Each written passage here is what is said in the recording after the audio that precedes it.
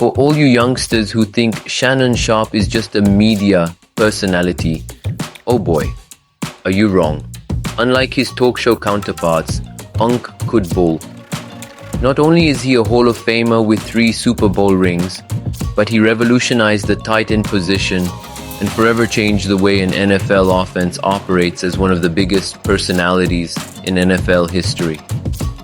Shannon loved to talk on and off the field, but he always backed it up. So how good was he actually? And where does he rank among the greatest tight ends of all time? Sharpe was born into a poor family in Glenville, Georgia. His parents split when he was just 3 months old, immediately giving him adversity to overcome basic needs were not guaranteed in the rural South, and neither was his family's safety. In fact, during his Hall of Fame speech, Sharpe explained that we were so poor a robber once broke into our house, and we ended up robbing the robber to make matters worse. Sharpe's father passed away from cancer when he was in his early teens, leaving him without a father figure for a large part of his youth. Luckily for Shannon and his siblings, his grandmother, Mary Porter, stepped in to raise them.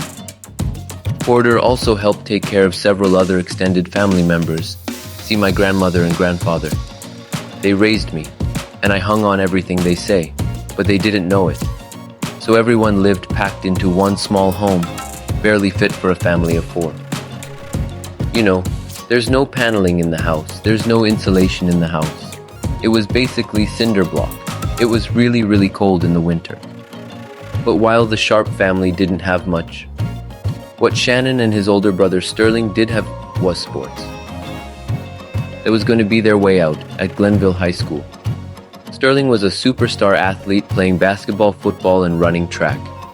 He became a high-profile football recruit that took his talents to the University of South Carolina. Shannon had hoped to follow in his brother's footsteps, and as an athlete he did. He was also a star. Multi-sport athlete, but in the classroom he struggled.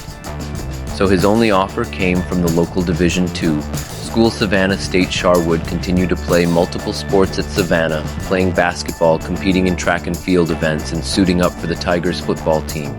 But it was quickly obvious that the gridiron was where Sharpe was at his best. Shannon set many records while at Savannah State, totaling a whopping 192 receptions for 3,144 receiving yards and 40 touchdowns over 4 years. And while Shannon was dominating the inferior D2 competition, his brother Sterling was doing the same at USC, then in the NFL at South Carolina. Sterling set nearly every receiving record, which led to him being drafted 7th overall by the Green Bay Packers in 1988. Then by just his second year in the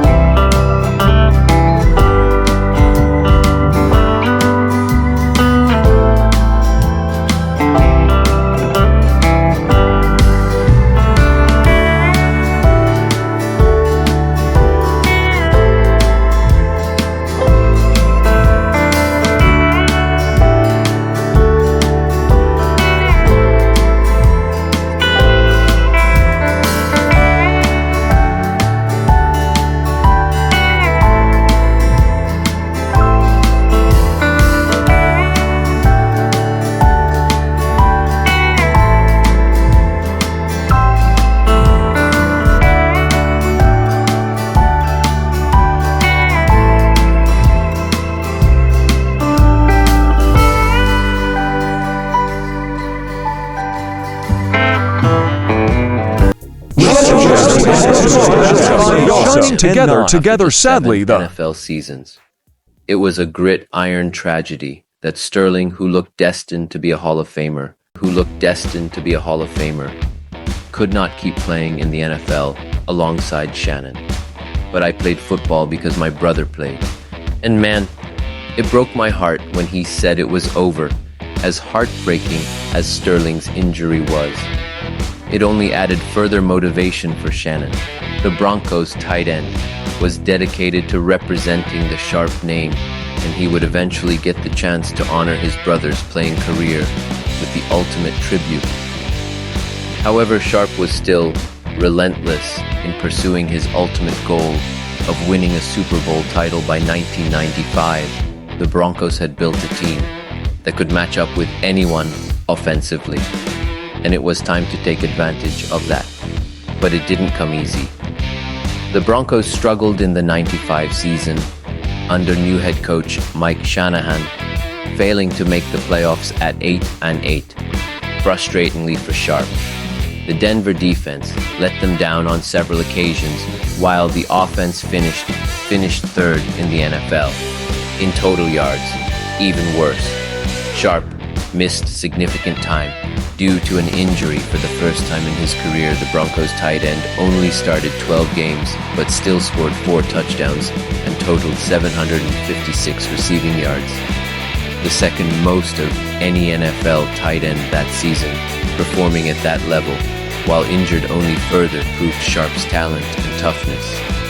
And he was rewarded for playing through injury, as he was named to the Pro Bowl for the third consecutive year. In '96, the Broncos began to realize their potential, and in his second year as head coach, Shanahan leaned on Sharpe.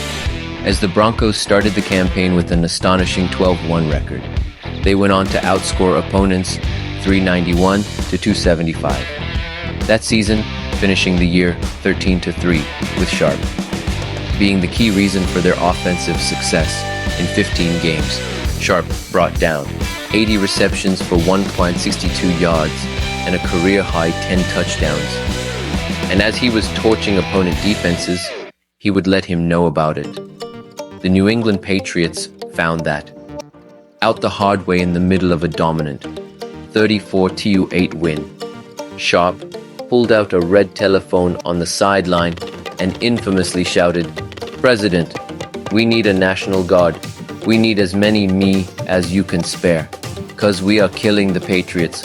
Unfortunately, trash talking can't come back to haunt you." And for Sharpe, that season it did. While the Patriots would go on to play in the Super Bowl, Denver suffered a shocking 30-27 upset to the Jacksonville Jaguars in their first playoff game.